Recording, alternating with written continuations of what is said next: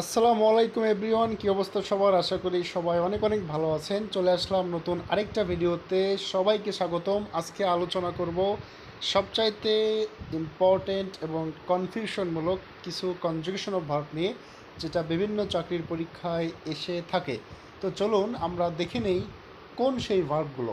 প্রথমে আপনি দেখতে পাচ্ছেন লাই। লাই মানে আসলে মিথ্যা বলা।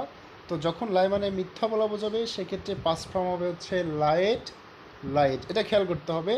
পরেরটা আছে দেখেন, লাই। এই লাই মানে কিন্তু মিথ্যা বলা নয়, এই লাই মানে হচ্ছে শুয়ে থাকা। তো যখন লাই মানে শুয়ে থাকা বোঝাবে, তখন কিন্তু পাস্ট ফর্ম লে অথবা পাস্ট পার্টিসিপলে লেইন ব্যবহার করতে হবে।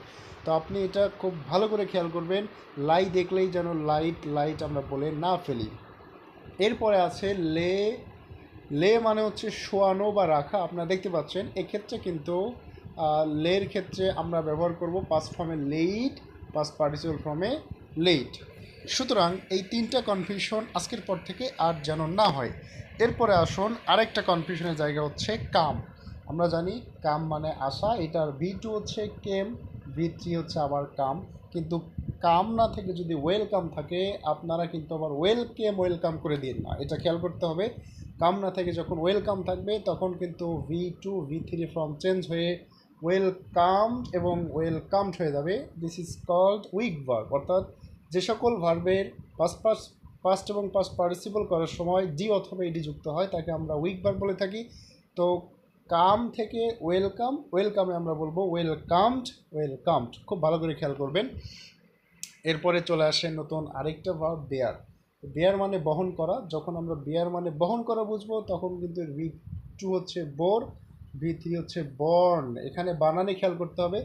যে বেয়ার মানে বহন করা, সেই বর্ণের বানানে একটা ই যুক্ত থাকবে। আরেকটা খেয়াল করেন, আরেকটা বেয়ার মানে হচ্ছে প্রসব করা বা জন্মগ্রহণ করা। দেখতেই পাচ্ছেন। তো এইটার ক্ষেত্রে কিন্তু V3 ফর্মে কোনো ই শেষে থাকবে না। That means bear bore born উচ্চারণ একই থাকবে, কিন্তু শেষে একটা ই কিন্তু কম থাকবে, যেটা আপনারা এটাতে দেখতে পাচ্ছেন। তো চলুন এরপরে আমরা আর একটা বিষয় দেখব, সেটা হচ্ছে হ্যাং। হ্যাং মানে ফাঁসি দেওয়া। যখন হ্যাং মানে ফাঁসি দেওয়া বোঝাবে, তখন এটার V2 হবে হচ্ছে হ্যাংড, আর V3 হচ্ছে হ্যাংড। কোনো অসুবিধা নাই। এরপরে যখন এই হ্যাং মানে ঝুলানো বোঝাবে, ঝুলানো, তখন কিন্তু আর ওই হ্যাংড হ্যাংড বলা যাবে না। যখন হ্যাং মানে ঝুলানো বোঝাবে, তখন আমরা বলবো হাং হাং। আশা করি আজকের পর থেকে এই কনজুগেশন অফ ভার্ব নিয়ে কোনো প্রকার কনফিউশন হবে না।